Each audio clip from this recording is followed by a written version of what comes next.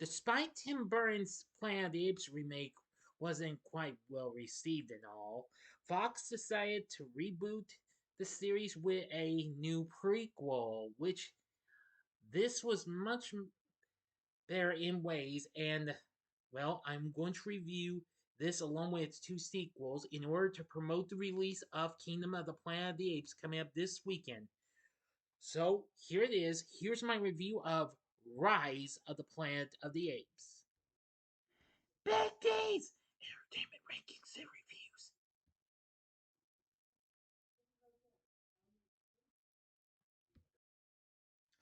So, greetings, my fellow YouTubers, and welcome to Big D's Entertainment Rankings and Reviews.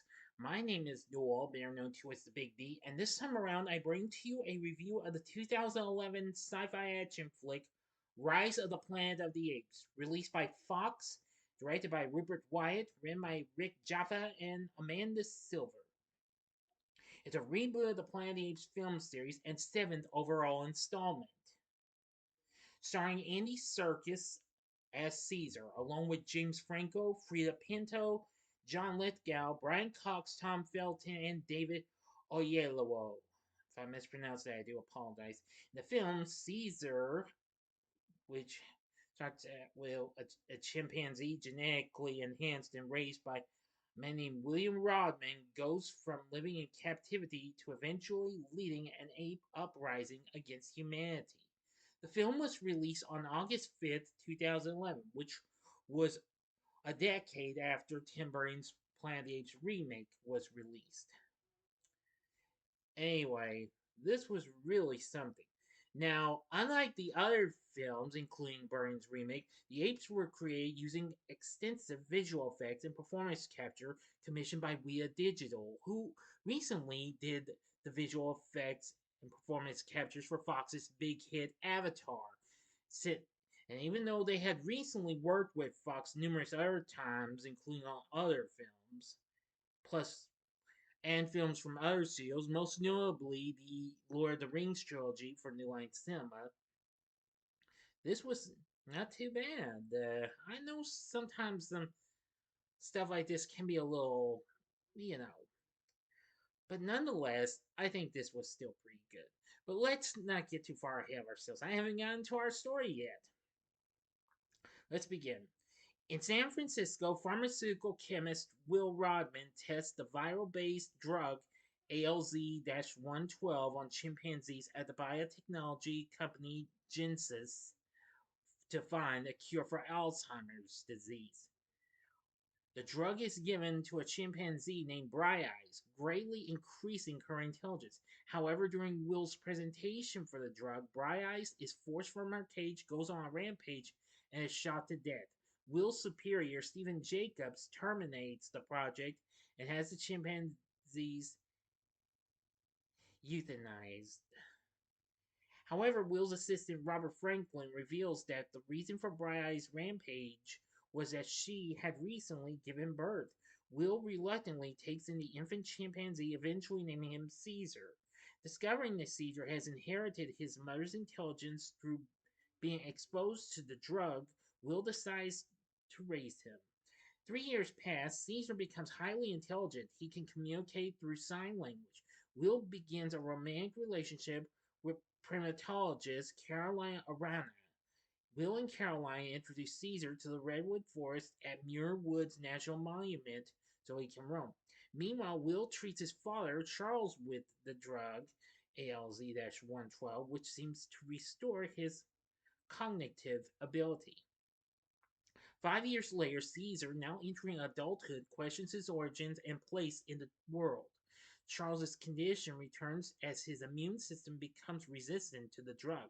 Caesar injures an aggressive neighbor, Douglas Hunsaker, Sicker, excuse me, or Syker, I'm sorry, Hunsaker, while defending unconfused Charles. The local animal control service subsequently takes him to an ape shelter.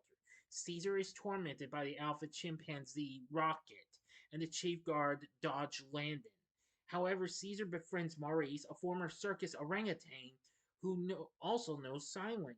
Caesar learns to unlock his cage, gaining free access to the common area. With the assistance of Buck, a gorilla, Caesar claims the position of Alpha.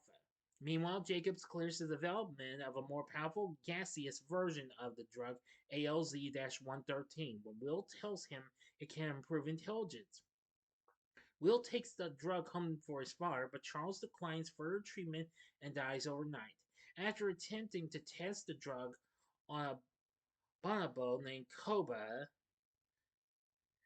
Franklin accidentally becomes exposed to ALZ 113 and becomes ill. Despite the risks, Jacobs orders continued trials and Will consequently quits his position. Attempting to warn Will at his home, Franklin sneezes blood onto Hunsucker and is later discovered dead. Will attempts to reclaim Caesar, but Caesar instead decides to stay and steals the ALZ 113 canisters from Will's house and enhances the intelligence of the other apes in the shelter. When Dodge attempts to get him back into his cage, Caesar reveals he can speak. He fights with Dodge while freeing the apes, inadvertently killing him. The apes flee, releasing Koba and the remaining apes from Genesis and freeing traditional. Well, no, I mean, just excuse me, I'm getting my words mixed up. Additional apes from the San Francisco Zoo. Now I'm going to the ending. The last bit of this and the ending. As always, you know the procedure. You have 5 seconds to stop this video. Go to the description box below and fast forward to the time below. If you've seen the movie already, please continue.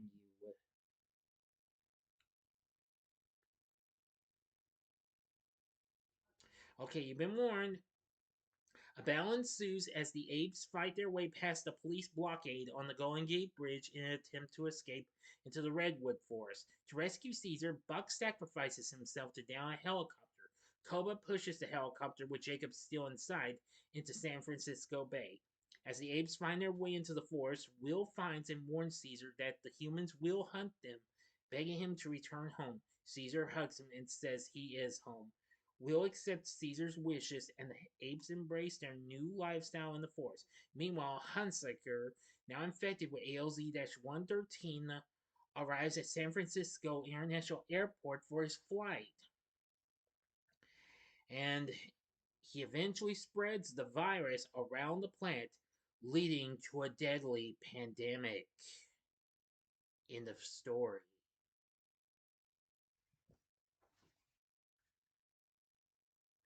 So, what did I think of Rise of the Planet of the Apes? Well, I must admit, it was really good. This was a pretty good way of, well, finding out the origins of how this could turn out.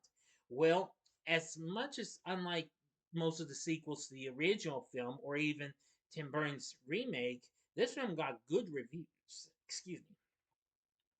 Especially for the praise for Rupert Wyatt's direction, which I do agree. The visual effects, I mean, yeah, that was pretty good. And Andy Serkis's performance as Caesar, which helped change perceptions of the recognition of acting through performance capture.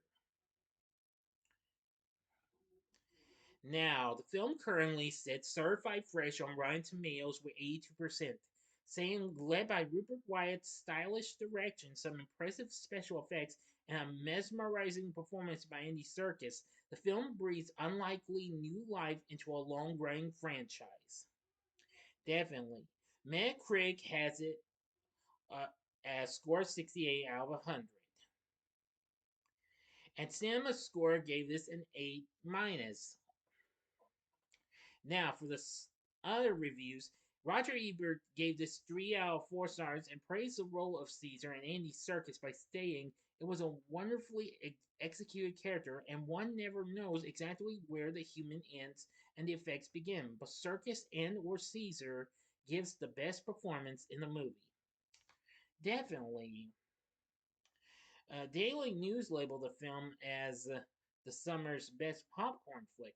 The Village Voice wrote Caesar's prison conversion to charismatic pan-ape revolutionist is near silent filmmaking with simple and precise images, illustrating Caesar's general like divining of possibilities and his organization of a group from chaos to order. The Orlando Sentinel said it's audacious, violent, and disquieting. The film is a summer sequel that's better than it has any right to be. The New York Times praised the film by saying precisely the kind of summer diversion that the studios have such a hard time making out. It's good, canny dumb fun, and that's that. Peter Travers said in Rolling Stone, knowing that the film has mixed twists, lifted from 1972's Conquest of the Planet of the Apes, the fourth film in the original series, and the 1999 shark flick Deep Blue Sea. Anyway, this film was a big success, though, and did even better. It went on to make $481 million worldwide against its $93 million budget. Now, for my for more of my thoughts, I say already, I agree with them on Rupert Wyatt's direction. It was very good. I liked the visual effects done by Weta Digital. I mean, what can I say? Andy Serkis, who plays Caesar, did an exceptionally good job. Most definitely.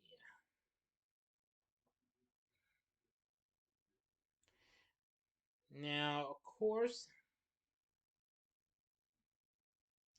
he's done just about lots of things. This wouldn't be the first time he worked with Wea. He had also worked on playing Gollum in the Lord of the Rings trilogy, and the same thing with the first, well, just the first Hobbit film. And of course, after this, he would later go on to do the voice and motion capture of Supreme Leader Snoke in the new Star Wars trilogy, starting with The Force Awakens, going on to The Last Jedi and Rise of Skywalker. He also went on to do Ulysses Claw in Black Panther. And more recently, as Alfred Pennyworth in The Batman, which of course would be directed by Matt Reeves, who would go on to direct the next film in the franchise. Actually, the next two, as a matter of fact. Now, for the rest of the cast, James Franco did very good in playing Dr. William Rodman. Now, apparently, Franco was cast after talks with his Spider-Man co-star Tobey Maguire broke down. Well, when he got for this, Freida Pinto played Dr. Caroline Arana. I'm going to say she was very good. John Lithgow played Charles. He was good. Brian Cox played John Landon. Of course, I've remembered him from The Ring and X2, where he played William Stryker, and several other films. Tom Felton, who you knew best as Draco Malfoy of the Harry Potter franchise, which of course the second part of Deathly Hallows was released the same year this was, plays Dodge Landon. I gotta say, he's really wow. Actually, his name is a reference to the astronauts in the original film, as a matter of fact. David Oyelowo, if I mispronounced it, name again, I apologize, played Stephen Jacobs, and he's not too bad. Now, for the Ape cast, aside from Andy Serkis, we have Karen Canovo as Maurice, Carrie Notary as Rocket and Bright Eyes. Now, actually, Maurice, of course, that would probably be named after Maurice Evans, who, of course, played Dr. Zaius in the original series. Let's see, Richard Rangs does the character Buck. Devin Dalton did Cornelia, which that probably would be a feminine take on the name of Cornelius, who of course was a character in the original series. Jacob Puyo did the role for Caesar's father, Alpha, and Christopher Gordon did Koba. So those were all pretty good too. I really liked that about playing those roles. Patrick Doyle did the score for the film, and that was really something as well. So overall, Rise of the Planet of the Apes is an awesome film. It's pretty good, but I think the next two films that come after this were even more awesome. So this was a very good way to start off a new series, and I think it's superb. But it gets better with the next two. So the story is really good. The visual effects are good. So is the cast, especially Andy Serkis, and Rupert Wyatt's direction was good. The score was good. Everything was pretty good. So would I recommend Rise of the Planet of the Apes? I'd say hell yeah, go for it. This is a very good film, and if you really want to get introduced to Planet of the Apes, I'd say you can go for this since this is a prequel series leading well before the events of the original series.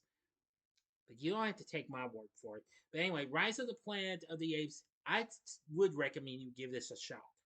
So what did you think of Rise of the Planet of the Apes? Let me know in the comments section below. If you liked the video, click the like button, subscribe, and be a part of the Big D Nation. And please continue to help support my channel, make it grow, and make the views of the videos grow. Join me next time when I bring to you another anniversary review, and it'll be The Mummy with Brendan Fraser.